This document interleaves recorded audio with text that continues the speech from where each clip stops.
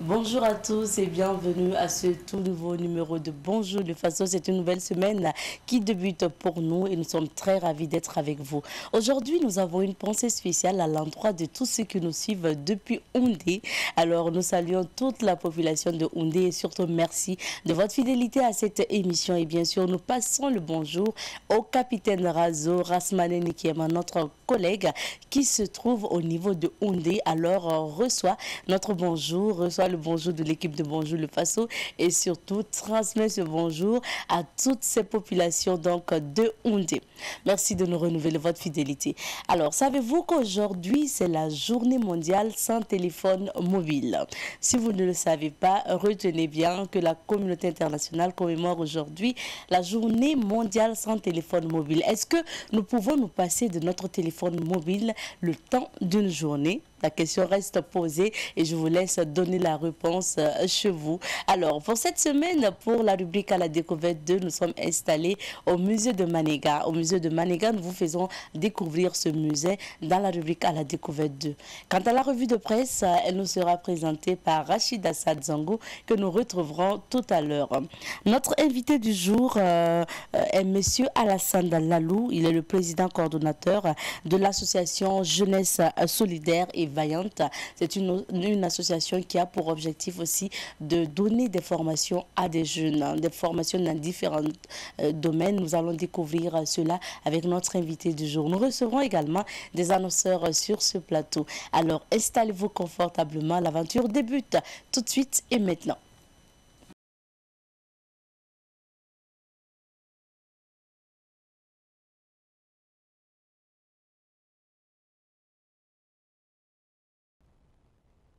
Cette semaine, c'est bien sûr le musée de Manéga ou encore musée de la Bendrologie ou le musée donc de Maître Frédéric Titenga Passéré qui nous accueille. Nous sommes installés d'ailleurs donc à Manéga, qui est un village situé à 2,5 km à l'est d'Ourou et à environ 22 km au nord-ouest de Zignaré, le chef-lieu provincial. Le principal site touristique de Manéga reste le musée de Manéga au musée de la Bendrologie, un musée dont le fondateur est Maître Frédéric Titenga Passéré. Ce musée est un musée privé qui rassemble de nombreuses pièces relatives de la culture burkinabé.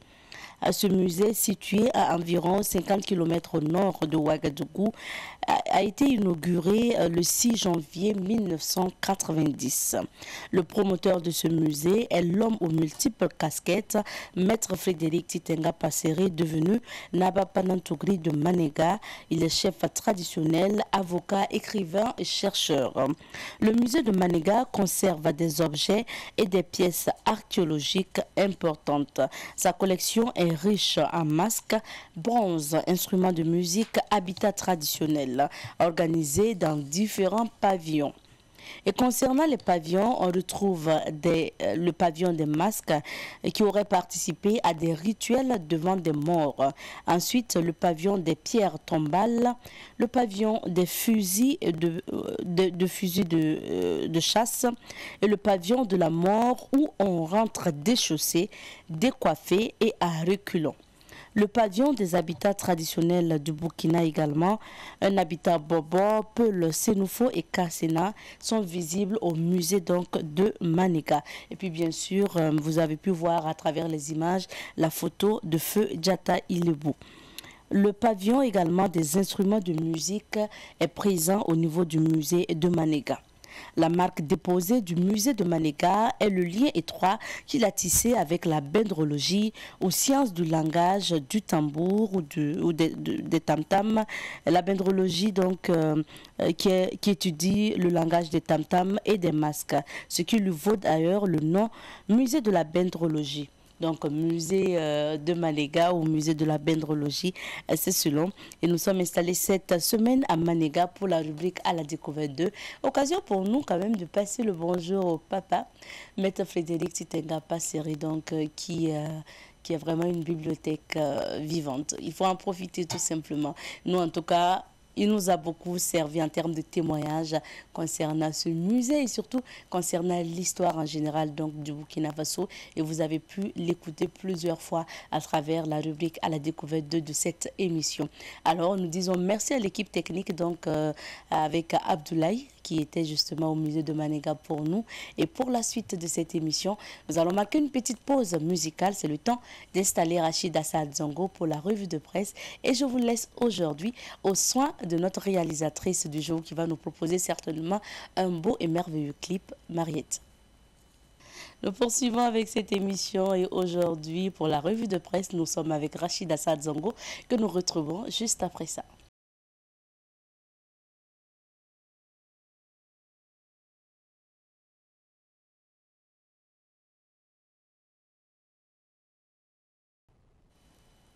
Bonjour à toi Rachid. Merci Abzeta, bonjour à toi et bonjour à tous ceux qui nous suivent. Merci d'être sur ce plateau.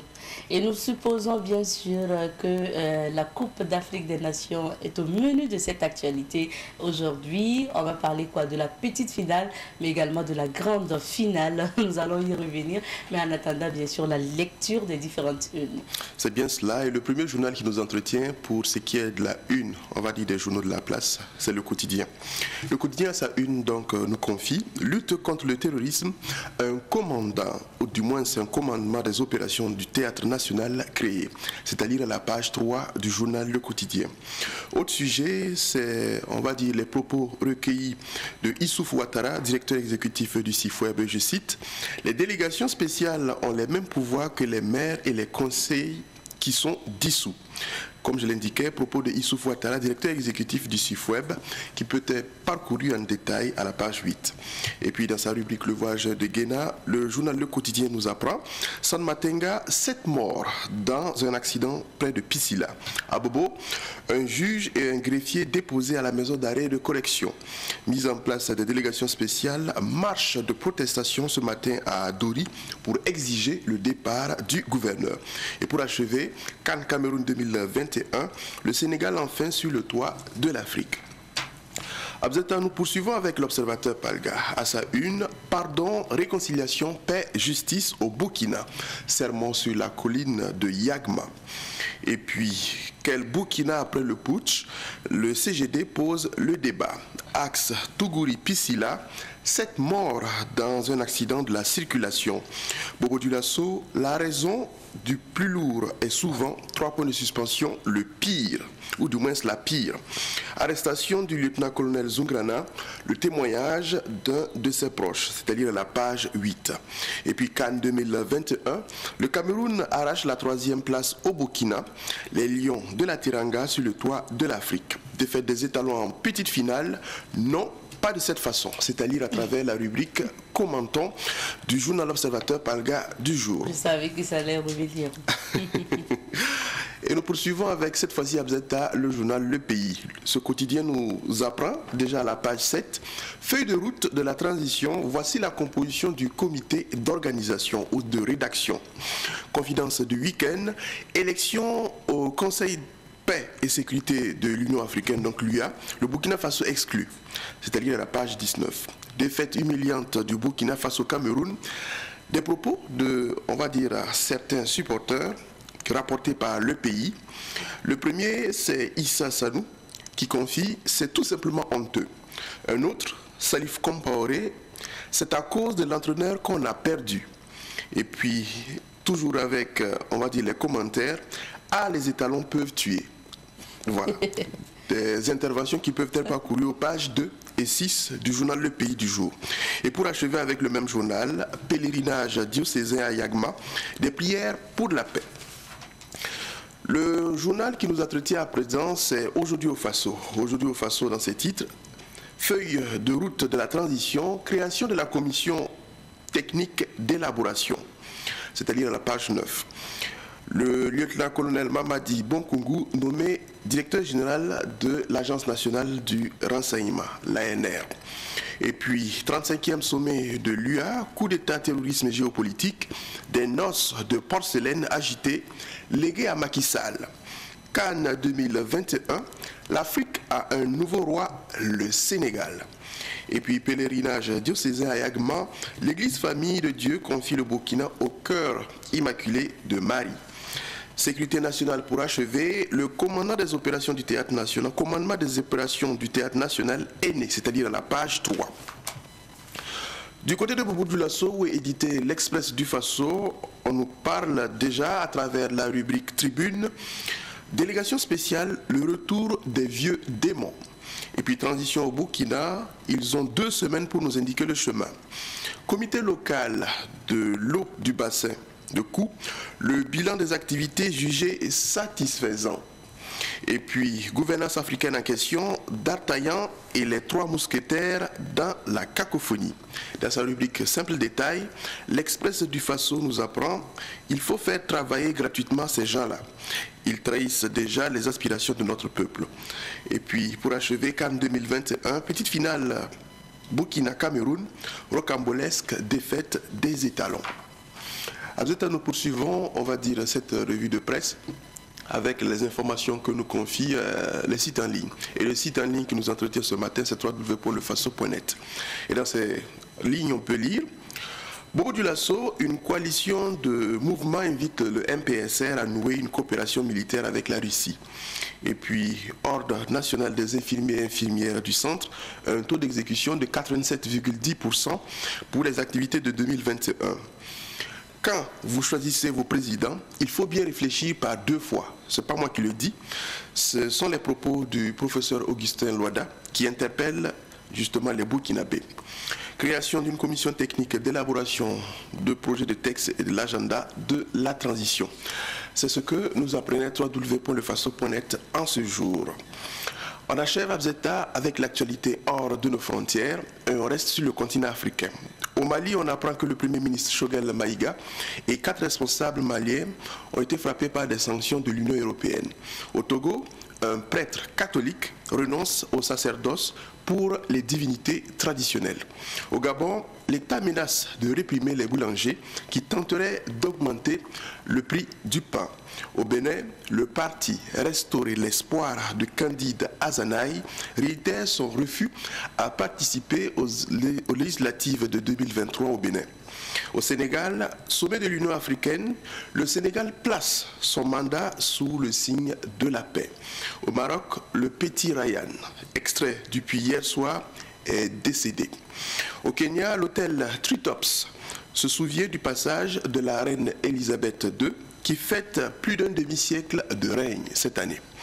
À Madagascar, au moins 6 décès après le passage du cyclone Batsirai. Et pour achever, au Malawi, les déplacés de la tempête Anna attendent l'aide humanitaire. Abzeta, voilà ce que l'on pouvait lire à la fois pour les sites en ligne, mais également les journaux pour ce qui est de ce jour 7 février. Merci bien. Et retour sur quelques sujets. Pour commencer, nous parlons de cette commission mise en place pour réfléchir sur le texte et l'agenda de la transition. C'est bien cela, on a pu le voir courant la fin de la semaine dernière, que une commission a été justement mise en place par le chef de l'État, le lieutenant-colonel Paul-Henri Sadaogo Damiba, une commission qui va, on va dire, réfléchir sur les textes qui vont servir de boussole pour ce qui est de la transition, mais également du calendrier qui va, on va dire, conduire cette transition-là. Et quand on lit en tout cas la note relative à la création de cette commission-là, c'est assez intéressant déjà pour ce qui est de son rôle. La commission a pour attribution de proposer, on va dire, une méthodologie qui vise à déterminer un consensus solide au sein de la société, orientée vers, on va dire, l'action pour sauver la patrie. C'est l'une de ses prérogatives, sinon de ses attributions. Autre attribution, c'est d'élaborer une proposition de charte de la transition indiquant les principes, les organes, les objectifs et les orientations stratégiques et bien entendu les modalités pratiques concrète de conduite de la transition. Dernière attribution propre à cette commission-là, c'est de proposer un agenda pour la durée de la transition. Donc c'est une commission véritablement qui va travailler comme on le dit. Voilà. Et quand on voit également sa composition, c'est assez intéressant. C'est une foultitude, c'est vrai, de personnes, mais avec des profils assez variés et je pense nécessaires. Vous avez des économistes, des experts en genre, des journalistes, vous avez des magistrats, des juristes, vous avez des universitaires qui interviennent dans le domaine de la philosophie, de l'anthropologie, de la sociologie, bref, c'est véritablement toutes sortes, on va dire, de profils, voilà, et qui peuvent concourir à ce qu'on ait des documents assez étoffés et qui reflètent aussi la réalité de ce que les Burkinabés veulent comme aspiration et les lignes directrices qui vont conduire le MPSR. Donc, ce qu'on a pu en tout cas voir à travers cette note-là, c'est que la commission a 2 semaines à compter du 3 février. Si je calcule bien, je pense qu'on doit se retrouver vers le 16 février pour son compte rendu, donc pour les résultats de ces travaux. Donc on leur souhaite plein succès pour leurs travaux et on attend de voir d'ici le 16 février ce qu'il en sera pour ces textes-là. Bien sûr, très attendu d'ailleurs, pas seulement par les Burkinabés, même par la communauté internationale ou la CEDEAO tout simplement. C'est bien cela. Alors, Rachid, autre chose, on va parler maintenant de ce grand pèlerinage au niveau du sanctuaire Notre-Dame de Yagma. C'était hier? C'était hier, c'est ça. Hein. C'était pratiquement l'actualité phare de hier dimanche du côté de Ouagadougou. Alors, tu l'as dit, hein, on va dire qu'ils étaient assez nombreux, hein, les pèlerins qui sont issus des différentes paroisses de l'archidiocèse de Ouagadougou a fait le pèlerinage diocésain à Yagma hier. Ce qu'on peut retenir, c'est que cette année, le thème qui a réuni ces fidèles-là a porté sur, je cite, « Ensemble dans la communion spirituelle et la solidarité pour la paix au Burkina Faso ». Un terme évocateur qui appelle à la fois à l'union les fidèles catholiques, mais également les Burkinabés dans leur ensemble. Sur place, ce qui nous est revenu, c'est que, bien entendu, c'est entre louanges et bien sûr adoration que les fidèles de l'archidiocèse de Ouagadougou ont réaffirmé, on va dire, leur foi en Dieu pour toutes les grâces, on va dire, reçues dans leur vie.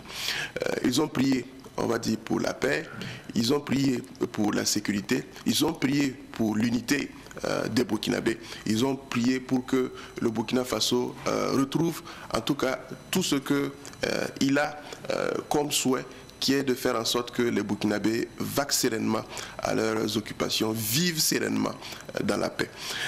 Là-dessus, j'aimerais bien revenir sur un passage qui, on va dire, a été confié par le cardinal Philippe Ouedraogo, on va dire, qui a célébré l'Eucharistie. Et il a confié que, dans son homélie, qu'il faut savoir que la paix est un don de Dieu, mais aussi le fruit des efforts des hommes.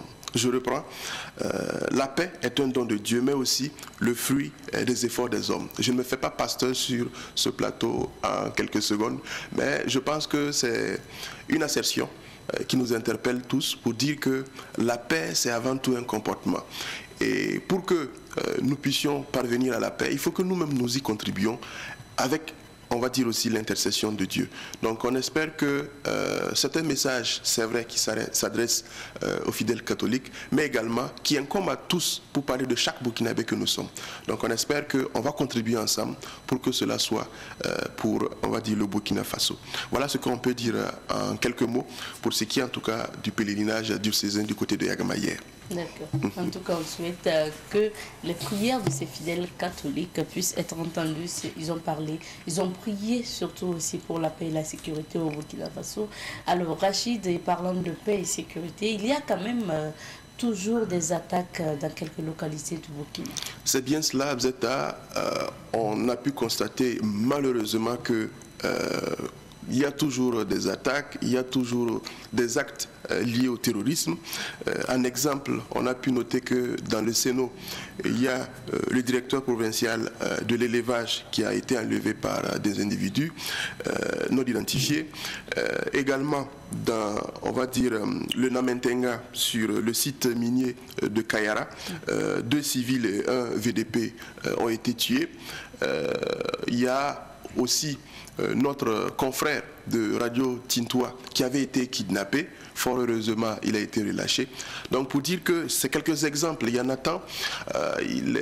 La question sécuritaire reste toujours d'actualité et je pense qu'on ne doit pas justement la perdre de vue. Là-dessus, il faudrait que les autorités actuelles, pour parler du MPSR, agissent assez rapidement. Voilà.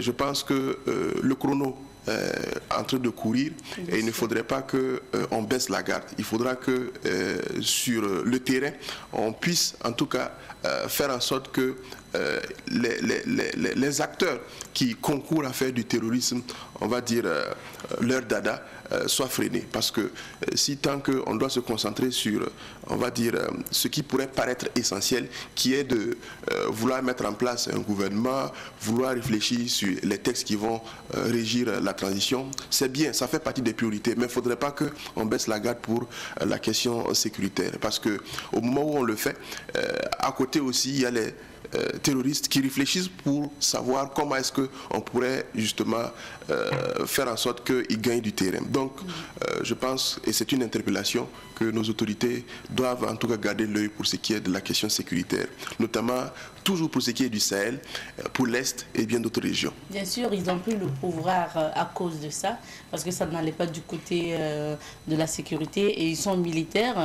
Je me dis que ce sont eux qui sont en charge en tout cas de protéger les Burkinabés. Nous espérons qu'ils vont bouger rapidement et continuer à bouger pour qu'on puisse avoir des victoires. Tout à fait. Et comme je l'ai dit, on attend véritablement de voir ce qu'il en sera parce qu'on ne doit pas baisser la garde pour ce qui est en tout cas de la sécurité. Le chrono court contre eux et faisons en sorte de gagner plus de temps que, on va dire, ces auteurs ou sinon ces personnes qui veulent justement faire du terrorisme leur dada au Burkina Faso. D'accord. Alors, merci Rachid. Et pour achever cette revue, nous allons parler bien sûr de la Coupe d'Afrique des Nations Cameroun 2021.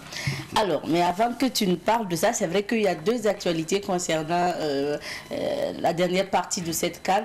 C'est la petite finale qui a opposé les étalons du Burkina aux Lions du Cameroun. Et puis il y a bien sûr la grande finale qui a opposé le Sénégal donc à l'Égypte. J'ai envie de dire, Rachid, que de parler de la grande finale. Que de la grande finale, en fait. D'accord. C'est ce que j'allais te demander. Je parle de la petite finale ou de la grande finale. Voilà. Bon, c'est vrai que les deux, c'est des informations à donner, mais je pense que la réalisation aussi serait d'accord qu'on arrête de parler du match des étalons, là.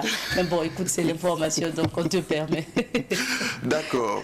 Je souris pour commencer et après je coince la mine pour poursuivre. D'accord. Donc, continue avec le match Sénégal-Égypte, oui. Et puis après tu pourras serrer la mine pour les autres là. D'accord. On va dire que c'était une grande finale, oui. 2 grandes équipes, le Sénégal et l'Égypte, qui se sont affrontés jusque pratiquement, on va dire, au suspense qui est la phase tir au but. On aurait souhaité que ce soit, on va dire, les étalons qui soient à la fois dans cette phase-là, mais également qui nous offrent de voir une telle situation. Voilà. Malheureusement, ça n'a pas été le cas. Je reste toujours pour ce qui est de la grande finale.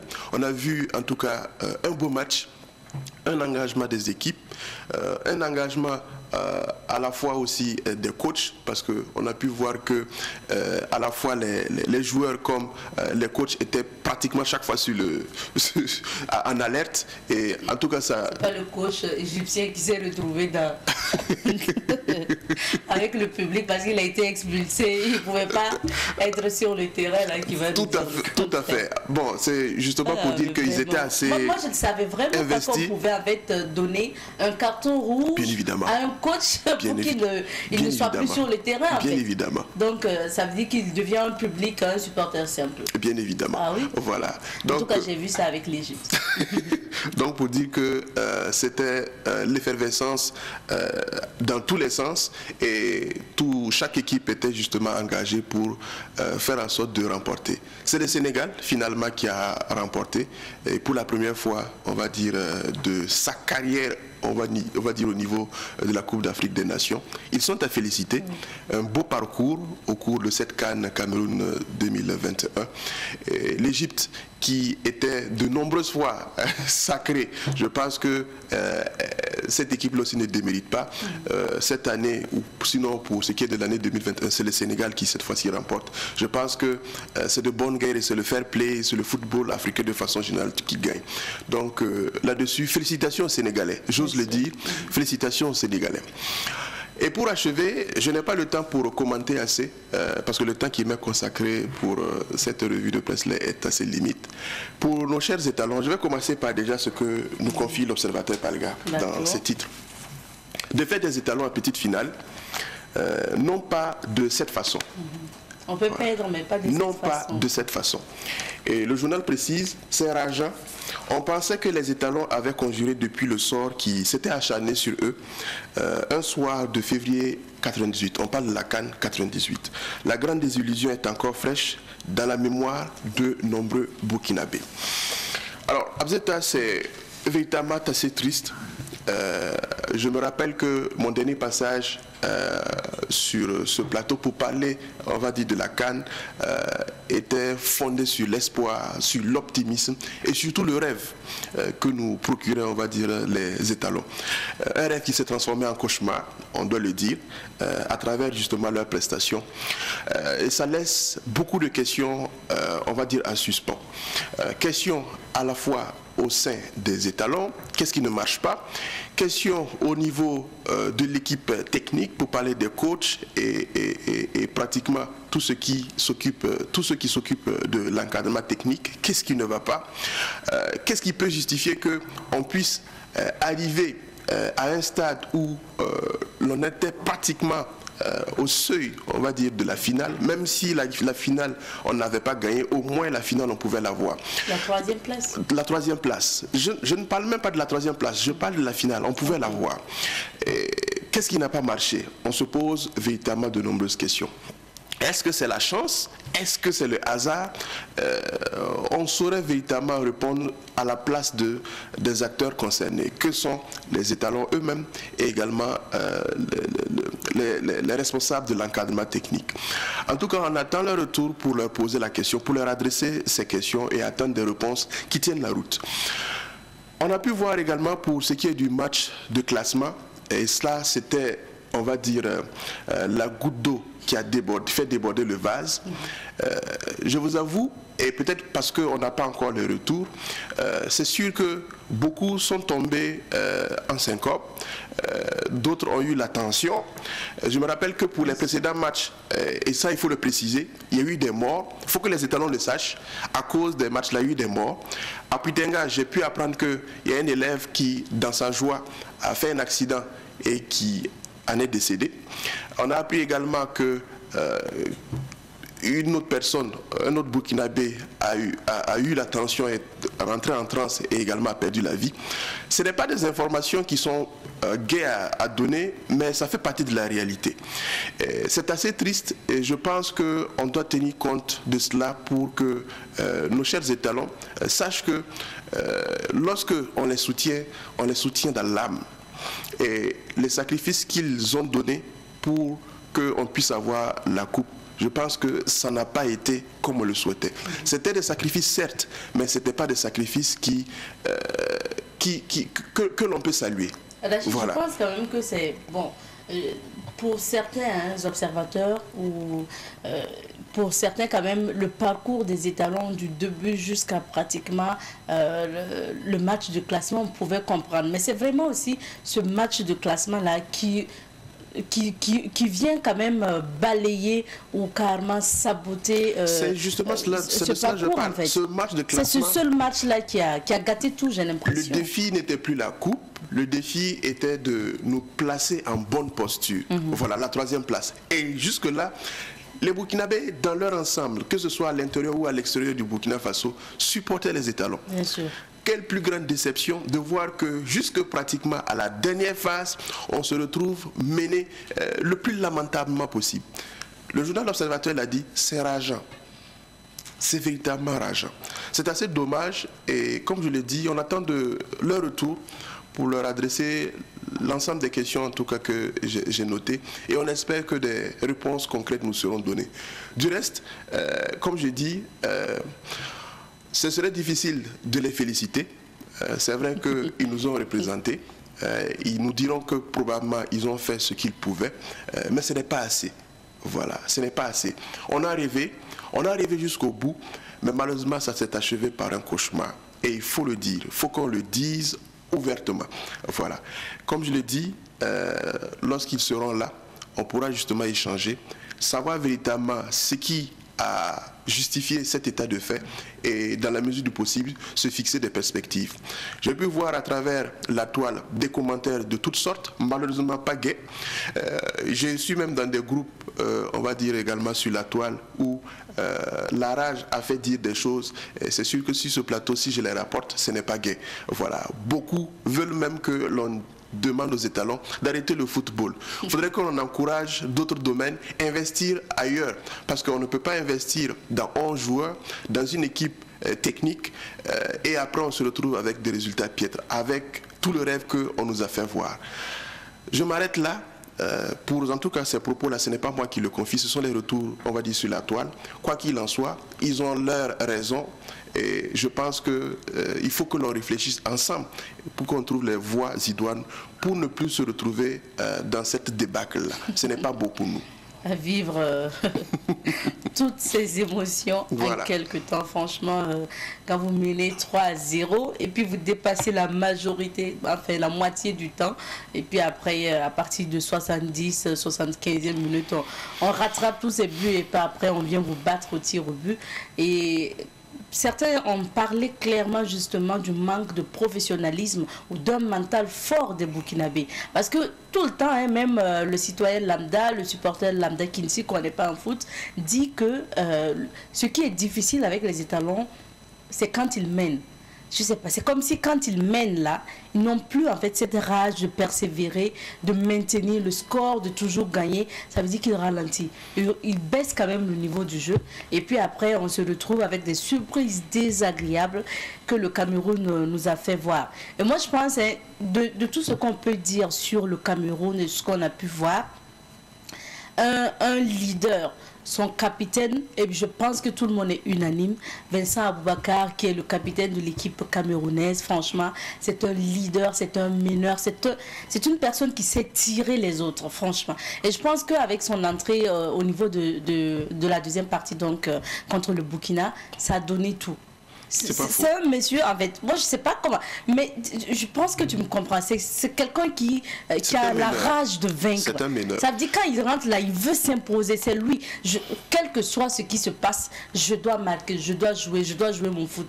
Est-ce que moi je ne vois pas quelqu'un en fait parmi les étalons que je peux comparer à Vincent Aboubakar, quoi. Moi je parle pas du talent de jeu, hein, je m'y connais pas. Mais moi je te parle de quelqu'un qui a le mental fort, qui veut aller toujours. Ça m'étonne que, pour ce qui est en tout cas du Burkina Faso, des étalons, on soit arrivé à des étapes pour, on va dire, du moins, que l'on pouvait point penser. Je l'ai dit lors de mon avant-dernier passage, beaucoup, pour ce qui est même des Burkinabés, ne pensaient pas qu'on allait arriver à l'étape à laquelle nous sommes arrivés. Et je pense qu'au contraire, au lieu de nous apeurer, au lieu d'anéantir, on va dire, notre morale, au contraire, ça devrait justement nous donner du punch. Bien sûr. Ça devrait davantage nous donner de la rage pour pouvoir justement vaincre. Et c'est tout le contraire. Voilà pourquoi on se pose de nombreuses questions. Qu'est-ce qui exactement ne va pas? Les étalons entre eux ne s'entendent-ils pas? Au niveau de l'encadrement technique, qu'est-ce qui ne va pas? Qu'est-ce qui peut justifier le fait qu'on se retrouve avec cette débâcle-là? C'est assez dommage. Faut-il rejouer, on va dire, sur on va dire, l'encadrement psychologique des étalons. Écoute, c'est beaucoup de questions, c'est beaucoup de questions. Et là-dessus, nous sommes véritablement sans réponse. Ce sont les intéressés qui peuvent nous apporter les bonnes réponses. C'est sûr que si nous poursuivons, on va être dans la subjectivité. Bien sûr. Voilà. Et Mariette me dit d'ailleurs qu'on a assez bavardé. Mariette du côté de la régie. Merci en tout cas. Merci à toi Rachid. On va se dire quoi? Bon, on se console en attendant leur arrivée, d'après qu'ils prennent leur avion aujourd'hui même à 13 h. Donc on va attendre. Merci à toi Rachid. Merci et je dis encore bravo au Sénégal. Bravo aux Sénégalais. Là oui, nous on est contents de vous. Nous poursuivons avec cette émission. Cette fois-ci, nous passons à la rubrique Invité du jour.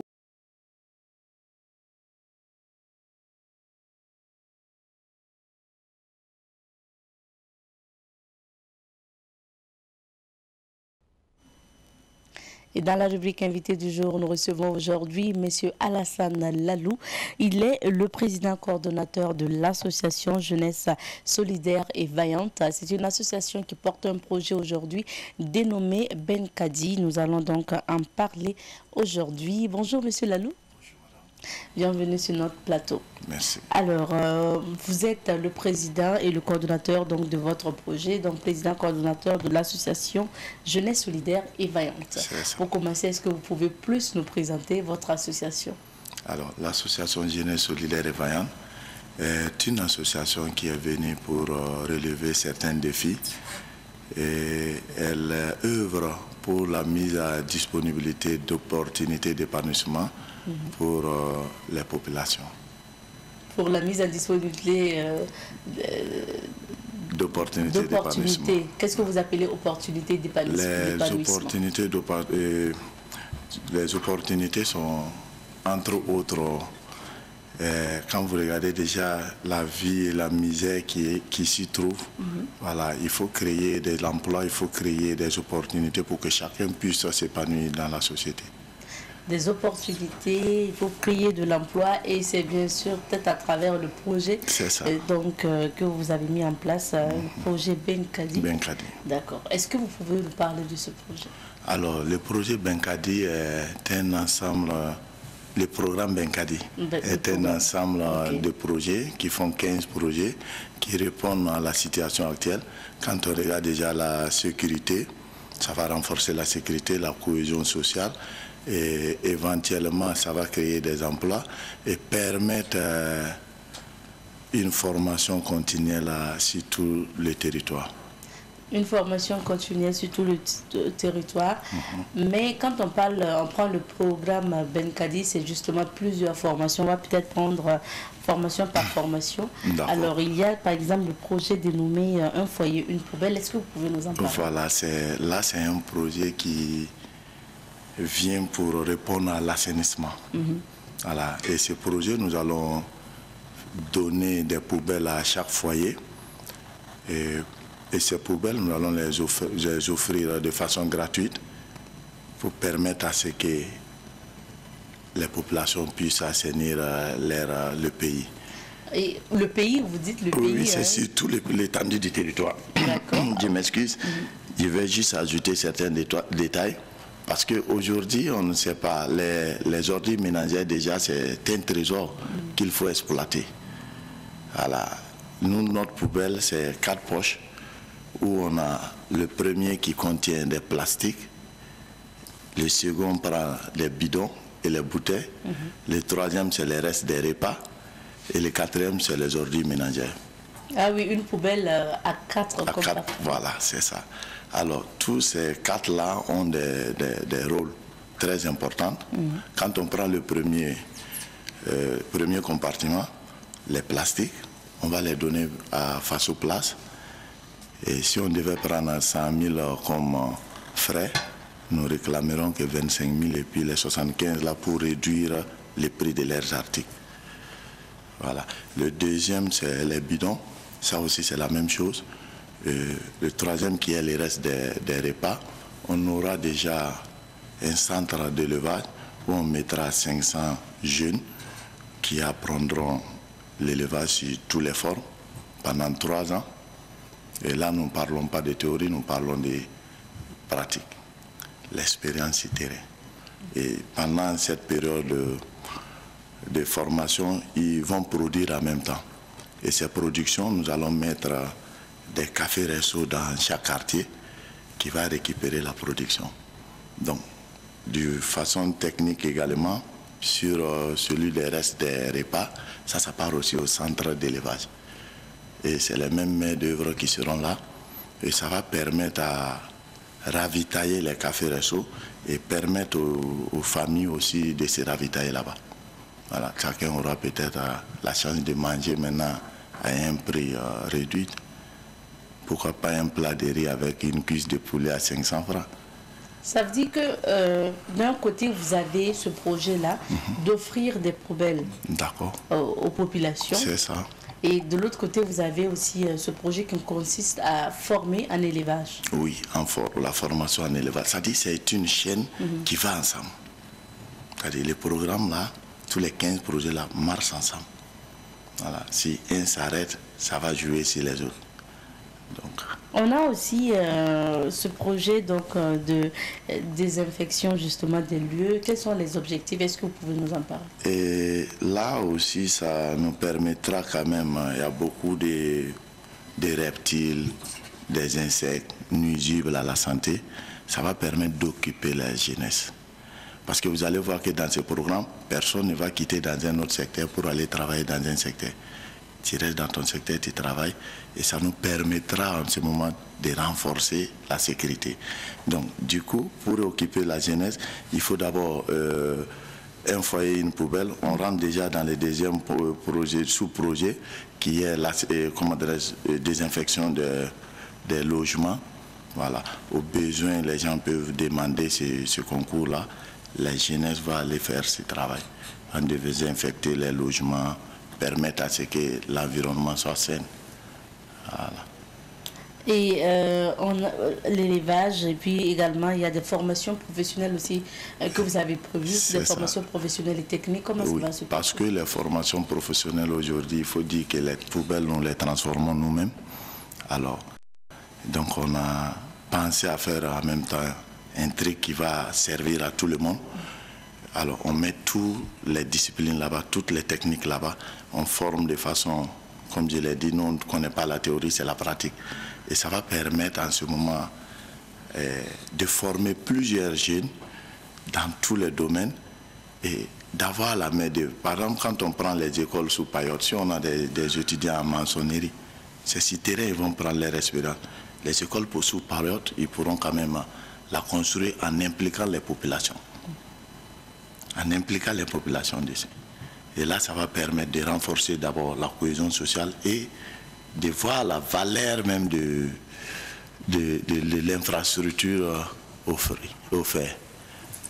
Il ne s'agit pas seulement aussi de ces formations parce que vous vous intéressez au sport, le football et l'athlétisme. C'est ça. Parce que quand on mange bien, il faut aussi maintenir la forme. Voilà donc pourquoi on met le sport. Et tu manges bien, tu as un moniteur aussi pour te guider en sport. Et tu gardes en tout cas la bonne forme et en question de santé est réglée. Alors, il faut peut-être qu'on revienne sur le programme en général, le programme dénommé Benkadi. Vous avez dit qu'il comporte 15 projets. Là, on a cité quelques projets. Pour vous, ça a un lien. Les différents projets donc, ont des liens avec les uns des autres. Quel est l'objectif que vous recherchez en général avec ce projet? Et puis après, bien sûr, comment vous allez concrètement réaliser ça? D'accord. Je préfère commencer par comment nous allons le faire. Comment vous allez le faire? Voilà. Et maintenant, pour venir avec la seconde question. Oui, les objectifs. Les objectifs. Alors, déjà, nous pensons qu'on va commencer d'abord par l'assainissement. Ça, c'est le moteur. En offrant une poubelle à chaque population, ça va nous permettre déjà de créer en ce moment les différents centres de formation, à savoir centre de formation professionnelle et centre de formation, centre d'agricole et centre d'élevage. Alors, déjà si on a ces trois centres ouverts, ces trois projets ouverts, c'est déjà bon.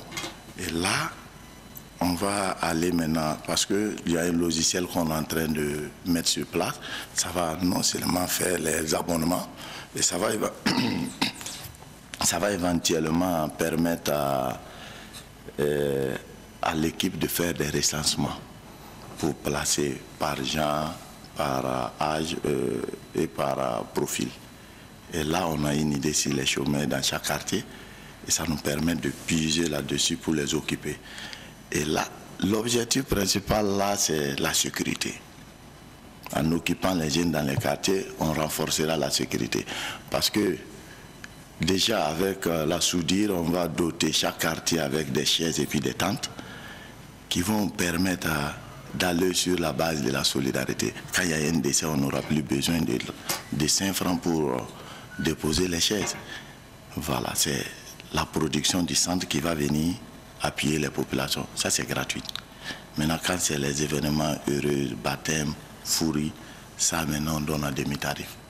Ça permettra aussi de supporter les charges de la boîte.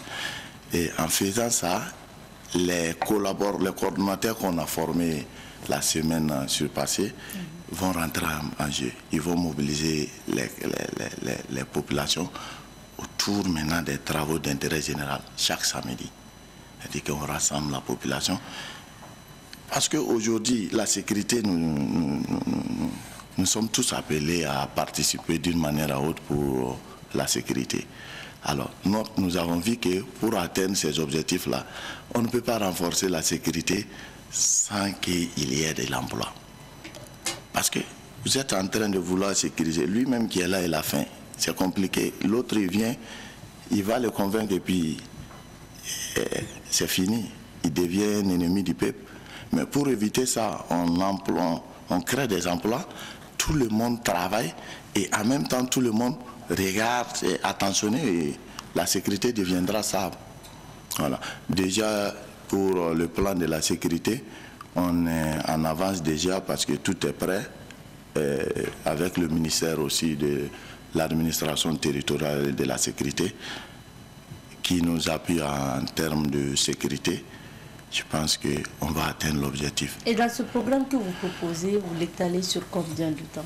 Alors, nous avons promis à la fin de l'année de venir encore faire un bilan. Qu'est-ce que nous avons pu résoudre, qu'est-ce que nous n'avons pas pu. Voilà.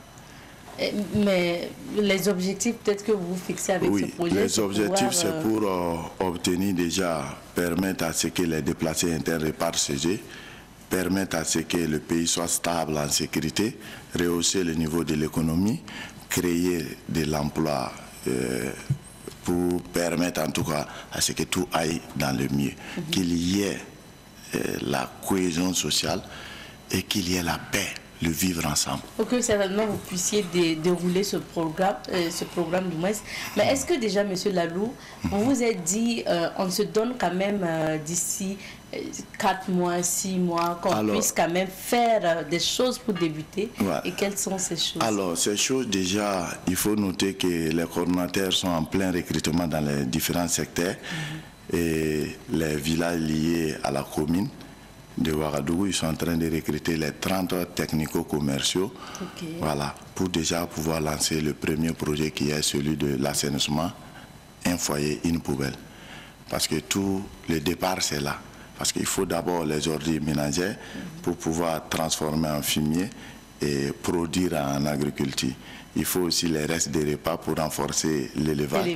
Voilà. Et c'est l'ensemble de cette chaîne-là qui va nous permettre une très bonne alimentation. Monsieur Lalou, les semaines passées, vous avez justement formé donc des jeunes. C'est ça. Ceux que vous appelez les coordonnateurs. Donc, c'est un peu ceux qui vont prendre le relais au niveau des localités. Alors, c'est eux qui vont coordonner le programme dans leur localité. Voilà, faire le suivi, voir si tout va bien. Ouais, s'il y a des difficultés aussi, on va relever les défis. Parce que là, vous parlez d'un programme qui concerne tout le territoire burkinabé. Concrètement, comment vous allez pouvoir procéder à la mise en place, toucher tout le monde? Alors déjà, je pense qu'on a 16 989 coordonnateurs sur tout l'étendue du territoire. Et il faut noter qu'on ne peut pas les former dans un mouvement d'ensemble. Il faut parler sur région par région. Nous venons de finir pour cette région. On va lancer le premier projet ici avant de continuer dans les autres régions. Voilà, donc on a un calendrier qui est là. Et je crois qu'en 4 mois, nous pourrons quand même finir ces formations et ces mises en place. Et d'ici les mois de juin et juillet, on pourra avoir les premiers résultats. Alors quand on vous écoute et quand on voit un peu ce programme, on s'est dit c'est beau tout ça, arriver à ce que quand même des jeunes de différentes localités du Burkina puissent avoir de quoi faire dans plusieurs domaines en même temps. Parce que c'est quand même un programme où il y a 15 projets de formation, donc des formations différentes. Alors c'est beau tout ça, mais comment vous allez faire pour avoir concrètement les moyens financiers pour réaliser ce programme? Déjà, il faut noter que ce programme s'autofinance. Voilà, c'est un programme qui s'autofinance. Quand on parle des solutions, on ne doit pas être une charge. On doit pouvoir en tout cas donner la solution du problème. On ne veut pas devenir une charge. Donc déjà avec notre programme, je pense que tout sera facile pour nous parce qu'on n'aura pas besoin. Mais pour l'instant, s'il y a des bonnes volontaires aussi pour nous appuyer, nous accompagner, de toute façon, c'est le Burkina qui gagne. Voilà, c'est fait pour ça. Mais à défaut de ça, on va aussi s'armer de courage et puis avancer. Voilà. Maintenant, pour ces jeunes qui sont un peu au Burkina, qui sont dans des localités, qui sont intéressés, qui veulent par exemple participer à vos formations, quelles sont les conditions? Alors, déjà, on est en train de... C'est la mise en place des coordonnateurs qui est déjà fait. Alors, c'est leur formation. C'est eux qui vont recruter. Pour chaque besoin en ressources humaines, ils vont recruter. Et l'avantage ici, c'est qu'il y a un recensement qui est en cours. Avec ce recensement, par profil, déjà, on puise là-bas et on donne l'emploi. Voilà. Ok. Mais toujours pour ces jeunes qui seront recrutés, qui vont aller dans les différentes... dans ces différentes formations, quel que soit donc le domaine, est-ce que peut-être vous avez prévu leur donner quelque chose ou bien... Oui, ils viendront travailler en temps plein. Voilà, ils viendront travailler en temps plein. Il faut noter que tu ne peux pas travailler dans le programme aussi sans être membre d'abord de l'association. Voilà, parce que le programme appartient à l'association. Donc il faut forcément être membre de l'association pour pouvoir travailler dans le programme. Ça, c'est déjà un. Secondo, il faut dire aussi que ils auront quand même 2 phases parce qu'il y a d'autres déjà qui sont là, qui ont des emplois, qui veulent suivre cette vision. C'est possible, ils peuvent travailler en temps partiel comme des bénévoles. Voilà. Alors, nous allons terminer par le programme certainement de la prochaine activité que votre association organise. Alors, il s'agit des 96 heures de la solidarité de la région du centre. Comment ça va se passer? Alors, les 96 heures de la solidarité, c'est pour renforcer la cohésion sociale, comme je le disais, et permettre une tribune de communication à nos partenaires qui sont déjà les ministères, voilà, pour qu'ils puissent communiquer sur les thèmes qui sont... entre autres, qui renforceront déjà la cohésion sociale, et une tribune qu'on donnera aussi au ministère de la Santé, qui pourra sensibiliser, faire leurs vaccins et aussi récupérer les sangs pour les nécessités. Donc c'est un programme en 96. En 96. Et ça se passe... voilà, ça se passe. Les activités se tiennent à Ouagadougou? À Ouagadougou et les 6 communes liées à la commune de Ouagadougou. D'accord, merci bien. Et ça va se passer quand?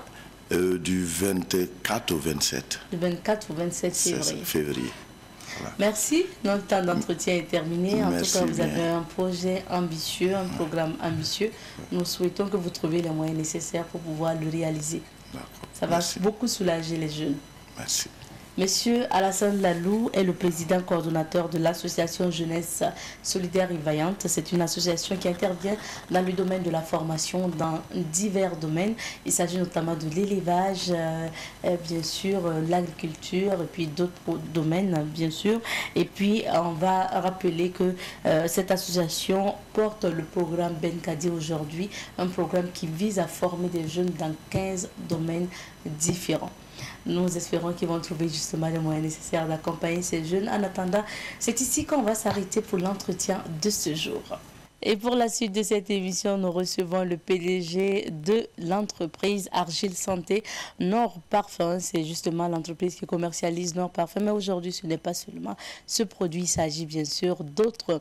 Monsieur Oumarou Oubda est bien installé sur ce plateau. Bonjour et bienvenue. Bonjour. PDG, oui. Comment vous allez? Oui, ça va bien chez vous. Vous êtes bien revenu de Poutenga? Bien parce sûr. Que vous avez passé 72 heures à Poutenga. C'est ça. C'était pourquoi justement? C'était pour lancer Top Sissi, parce que c'est ma zone.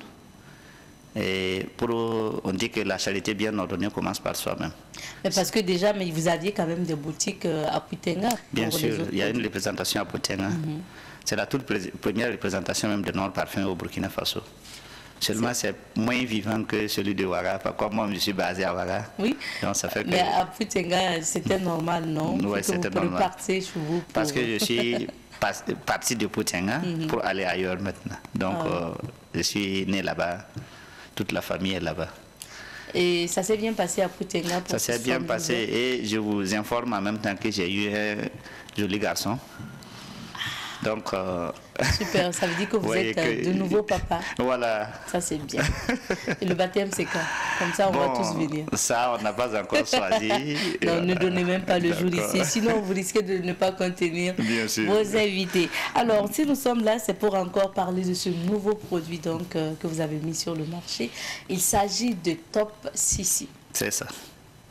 En fait, Top Sissi, vous savez, beaucoup de jeunes aujourd'hui ont besoin d'être sauvés parce que les boissons frelatives sont en train de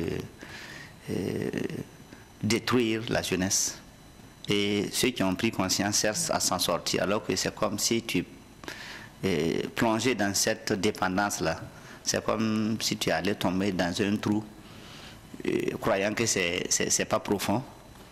Et en fin de compte, tu trouves que c'est trop profond. Et à l'intérieur, là, c'est chaud, il y a des épis, des serpents, c'est chaud, donc tu veux après, sortir. La personne se cherche. Se cherche et il ne peut pas s'en sortir parce que le trou là, il n'y a pas d'échelle pour pouvoir escalader, sortir. Donc ça fait que la personne est là, on sent, il souffre, mais il ne peut pas vraiment s'en passer. Donc Dieu merci, Dieu a donné Top Sissi au Burkina Faso. Parce que moi, je ne... C'est pas M. Oubda. Non, il faut que j'évite de dire que M. Oubda a découvert. Je peux dire que le Burkina Faso a découvert Top Sissi. Puisque la particularité de Top Sissi, c'est quoi? C'est sur place. Tu essayes avant d'avoir le produit. Tu essayes, ça marche avec toi. L'effet que tu dois avoir là, c'est sur le champ. Tu vas sentir que ton corps est en train d'abandonner. Puisque normalement, c'est le corps qui doit abandonner la dépendance. Ce n'est pas toi qui dois décider. Voilà pourquoi on ne peut pas décider de sortir de la dépendance facilement. Parce que le corps commande le cerveau. Donc si quelqu'un est dans la dépendance, c'est son corps qui oblige le cerveau à trouver un moyen pour lui donner ce qu'il veut. Donc vous voyez des gens, quand la dépendance arrive, la personne tremble. Il y a certains qui piquent des douleurs de tête, voilà, de la fièvre. Mais quand il prend son substance, ça se calme. Donc c'est en même temps pour les boissons frelatées, pour la cigarette. Oui, tout ce qui est dépendance. Parce que et Top Sissi, nous avons découvert en fin de compte que Top Sissi, même ceux qui prennent des comprimés, des dissolutions au console, en résumé, Top Sissi, c'est un désintoxicant. Seulement, il a une particularité où vraiment il y a certains détails qui m'échappent. On sait qu'il y a beaucoup de produits qui sont des désintoxicants, mais pourquoi... Celui-là même qui a inventé le produit, il a dit qu'il y a des choses qui m'échappent. Et un produit, beaucoup de produits, il y a des désintoxicants naturels dans les pharmacies, sur les tradis persiciens qu'on sort. Mais pourquoi ces désintoxicants-là? C'est seulement les substances dangereuses pour le corps, comme la drogue, l'alcool, le tabac et la cigarette, la nicotine en question. Pourquoi c'est comme ça? Le produit a été analysé, la plante en question a été analysée et ils ont trouvé que c'est un antiviral. Justement, qu'est-ce que vous avez utilisé pour, dans ce produit pour confectionner ce produit? Quand nous avons découvert la plante, on est allé vers le laboratoire pour demander si on peut analyser pour voir si la plante n'est pas toxique. Il y a des plantes médicinales qui sont un peu toxiques. Si tu le prends à une certaine quantité, il ne faut pas dépasser une certaine limite. Sinon, tu vas t'intoxiquer. Donc, on a voulu savoir tous ces détails-là pour pouvoir faire une bonne dosage, une bonne posologie. Arrivé, ils ont dit, bon, voyons voir si on n'avait pas déjà analysé la plante. Effectivement, on nous a soumis des textos qui expliquent que la plante a déjà été analysée et la plante n'est pas nocive quelle qu'en soit la quantité que tu le consommes. C'est 100% parfait et ça augmente les globules blancs. Monsieur Obouda, ça veut dire que vous ne voulez pas nous dire ce que vous avez utilisé pour fabriquer Non, et chez moi, il y a beaucoup de choses n'est pas de série. La plupart des gens se plaignent pourquoi moi je dévoile les... Maintenant, là, vous ne dites pas comment il faut mélanger et tout, mais là, vous dites quand même qu'il y a l'argile... Je dis toujours, par exemple, en ce qui concerne... Top Sissi, c'est Anona que nous avons utilisé. D'accord. Voilà. Puisque le fait de dire avec quoi on a fabriqué le produit, ça rassure voilà, le consommateur, et le consommateur peut décider, et le client potentiel peut décider de faire des recherches dans l'internet pour savoir est-ce que cette plante-là, effectivement, c'est que monsieur est en train de dire, est-ce qu'il n'est pas en train de mentir pour faire la promotion de son produit. Voilà. Donc ces recherches, ce qui a fait que notre parfum a été bien lancé, c'est parce que j'ai pu dire les ingrédients que j'ai utilisés pour fabriquer le produit. Vous voyez par exemple moringa. Il y a des gens qui ont moringa chez eux. La plante même, la plante de moringa chez eux, mais ils payent quand même moringa dehors parce que si tu n'es pas destiné à fabriquer un produit, même si tu sais comment fabriquer, tu ne peux pas le faire. C'est difficile. C'est difficile. Alors, monsieur Obouda, on parle de Top Sissi, vous avez expliqué, c'est vraiment un produit qui va aider beaucoup ceux-là qui sont dans la dépendance. Comment on peut l'avoir? Bon, il faut, curieusement, c'est seulement moi qui donne Top Sissi. Et c'est seulement au Burkina ici. On ne peut pas envoyer à quelqu'un, on ne peut pas payer pour aller donner à quelqu'un. Et là où tu es dans ce monde, tu es obligé de venir. Même hier, il y a des gens qui sont venus, d'autres, il y a 2 Italiens, il y a un qui a quitté au Canada. C'est le Canada, c'est l'Amérique, non? Voilà. Et il y a 2 Ivoiriens. Et bon, ne parlons pas maintenant de ceux qui sont à l'intérieur du Burkina ici, et Gawa, et Potenga, Tenkodogo. Là, il faut venir à votre siège? Forcément ici, c'est ça. Les gens ne sont pas trop à l'aise de voir qu'ils ne peuvent pas, malgré la distance. Au Niger, il y a un monsieur qui m'a harcelé. Chaque fois, pardon, il faut envoyer. J'ai dit, il faut venir. Quand il est venu, je vous dis qu'il a compris qu'il n'a pas fait fausse route. Parce que nous faisons la thérapie du groupe. La thérapie du groupe, là, ça permet à tout d'un chacun de comprendre. Il y a certains qui sont dans la dépendance, ils piquent des crises, mais ils ne comprennent pas pourquoi ils ont ces crises-là. Ils ne savent même pas que c'est la dépendance là qui a créé ces crises-là.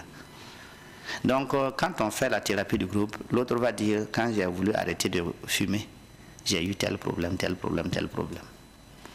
Tu seras étonné de savoir que quand on arrête de fumer, on peut avoir ces maladies-là.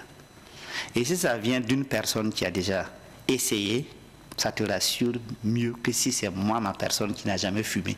Je te dis que quand on arrête de fumer, on a un problème. Soit il y a des problèmes qui t'arrivent. Donc il faut passer par la thérapie. Il faut passer par la thérapie du groupe, vous-même. Les témoignages. Après, je vais vous expliquer, surtout ceux qui accompagnent les patients. Bon, puisque moi je les appelle des patients, parce qu'après tout, ils veulent s'en sortir d'une situation. Donc, si vous accompagnez par exemple votre garçon pour venir acquérir Top Sissi, il faut que vous compreniez qu'il ne fait plus ça de son plein gré. Mais il y a très rare de gens qui comprennent que l'enfant veut sortir de cette dépendance-là à tout prix. Donc, qu'est-ce que vous devez faire? Vous devez arrêter de les harceler. Surtout que la chance est offerte au Burkina Faso. Et que si vous gagnez top 6, vous allez pouvoir vous en sortir. Donc je vous conseille de ne pas mettre trop la pression sur les proches. Parce que la pression les amène à consommer encore davantage. Si vous criez sur un fumeur, s'il allait faire 2 heures pour commencer à fumer, les 10 minutes qui suivent là, il allume sa cigarette. La dépendance va avec l'émotion. S'il est trop content, il fume beaucoup. S'il est nerveux aussi, il fume beaucoup. Alors, Monsieur Obouda, vous parlez d'un produit quand même qui va aider ces fumeurs ou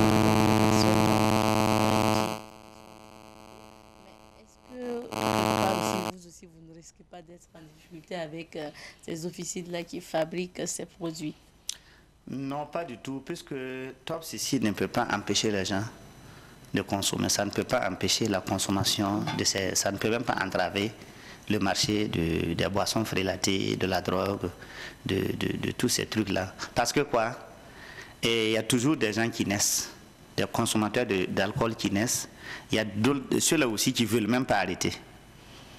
Ces gens-là sont 1000 fois plus nombreux que ceux qui veulent arrêter. Top CC peut seulement sauver ceux qui veulent sortir de cette situation-là. Il faut prendre la décision d'abord. Des gens qui sont conscients ou qui sont déjà vraiment embarrassés et ils veulent s'en sortir. Mais il y a combien de personnes? Si vous choisissez, par exemple, vous trouvez 100 personnes qui consomment l'alcool et vous leur dites qui veut arrêter de consommer l'alcool, vous déposez un produit, vous dites si tu touches à ça, tu arrêtes en même temps et tu ne peux plus consommer. Vous allez voir que ceux qui vont toucher là ne seront même pas nombreux. Voilà, ça veut dire il y a d'autres qui le consomment pour le plaisir et ces gens-là, tu ne peux pas les forcer à le faire. Ceux qui veulent arrêter, sincèrement, les vendeurs d'alcool, de cigarettes, de drogue, de tabac, de la cola, s'il tombe sur quelqu'un qui veut vraiment arrêter et qu'il peut le sauver, il va l'aider. Ça veut dire que ce ne sont pas des malfaiseurs ou bien des gens qui veulent vraiment, des gens qui ne sont pas censés, qui ne sont pas conscients, qui ne s'intéressent qu'à leur argent. Non, non, non. Ce sont des gens qui vendent quelque chose pour chercher de l'argent, mais s'ils trouvent que c'est qu'eux ils vendent là, ça est en train de détruire quelqu'un, ça est en train d'ôter la vie de quelqu'un, eux-mêmes peuvent enlever leur propre argent pour sauver la personne. Donc ça fait que moi je ne vois pas de problème si... Parce que ça ne peut même pas... Regardez, quand je suis allé à Poutianga, j'ai demandé, quand je suis monté sur scène, j'ai dit je veux 10 personnes qui veulent arrêter de fumer la cigarette. J'ai eu 7. Regardez devant une foule de 2000 personnes. Et c'est 7 personnes qui sont venues. Alors que j'ai promis de donner cadeau. Vous voyez un peu? Donc il y a des gens qui... Il y a ceux-là qui veulent... ceux qui continuent de consommer là sont 1000 fois plus nombreux que ceux qui veulent arrêter. Surtout ceux qui veulent arrêter sont des gens qui ont déjà piqué des crises. Et voilà. Sinon, il y a beaucoup qui consomment toujours par plaisir. Sans oublier qu'il y a d'autres consommateurs qui viennent de naître. Alors, Monsieur Obouda, nous allons avancer. C'est vrai qu'on parle de Top CC, mais à côté aussi, votre entreprise Argile Santé a beaucoup d'autres produits. On va revenir rapidement sur ces produits-là avant de revenir, bien sûr, sur Top CC. Il y a nos parfums, il y a bien d'autres. Bien sûr. Surtout, il y a Femme Clean que vraiment, moi je l'avais classé en 4e position, mais il est en train de venir en 3e position. Voilà, puisqu'il y avait Nord Parfum qui était en première position, Moro Puissant 2e, c'est Ulcère qui était 3e. Mais Femme Clean est en train de prendre la place parce que quand les femmes ont compris que le produit peut vraiment les nettoyer proprement, sans laisser, en tout cas sans aucun effet secondaire, ça est en train de prendre le dessus. À l'heure actuelle, ça est en train de peser. Alors que Ulcère là a au moins 3 années d'expérience, mais Femme Clean a 1 année d'expérience. Donc vous voyez, et pendant en 1 année, il est en train de rattraper un produit qui est là, ça vaut maintenant 3 ans. Donc ça explique qu'il est en train d'avancer à grands pas. Vous voyez, les femmes ont toujours besoin de nettoyer. Vraiment, le côté intime est vraiment un souci pour les femmes à l'heure actuelle. Trouver un produit qui peut vraiment... Les savons aussi, bon, on ne peut pas vraiment introduire trop. Donc ça fait que depuis que Femme Clean est sorti, et surtout que c'est un produit qu'on peut utiliser à volonté. Tu peux l'utiliser matin, midi, soir, tous les jours, n'importe comment, et ça ne fait que te donner la santé. Donc ça fait que elles sont en train d'avoir confiance à ce produit-là. Donc c'est en train de prendre le dessus. Donc nous avons prévu d'organiser une savane espace promo pour faire la promotion de ce produit-là. Parce que ce n'est pas que de l'argent, ça sauve. Voilà, donc... Maintenant, pour ces différents produits, on sait que vous avez dit pour Tops ici, il faut venir à votre siège, mais pour les autres produits, est-ce qu'on peut rappeler quand même les points de vente des produits de Nord Parfum? Bon, par exemple, les alimentations Bon Samaritain, si vous rentrez n'importe quel Bon Samaritain au Burkina ici, si vous rentrez, vous allez trouver nos produits là-bas. Et Savane, l'ancien Savane, il y a des kiosques devant Savane. Si vous arrivez là-bas, vous allez avoir ça. Même le nouveau Savane, il y a des kiosques à côté. Savane même ne vend pas, mais il y a des voisins qui vendent le produit. Et il y a Sonakov d'Assasgo, et il y a Alimentation Nako d'Ankarpala et en face du village artisanal de Ouagadougou. Il y en a partout. Nous avons même installé des bases pour être plus proches des quartiers périphériques comme Kouba, non loin de la station de Kouba. Si vous demandez aux enfants, parce que nous avons mis en place une équipe d'animation pour promouvoir la visibilité dans la localité. Donc les animateurs, ils partent, ils animent. Vous savez, les enfants sont plus informés lorsqu'il s'agit de se renseigner. Donc si vous arrivez à Kouba, vous dites de voulez la boutique de Nord Parfum, vous allez voir, un enfant va vous indiquer, juste à côté de la station de Kouba. Il y a chose à Djikofé, après le pont, avant de rentrer dans le quartier Djikofé, il suffit de vous renseigner, il y a une petite boutique là-bas. Il y a aussi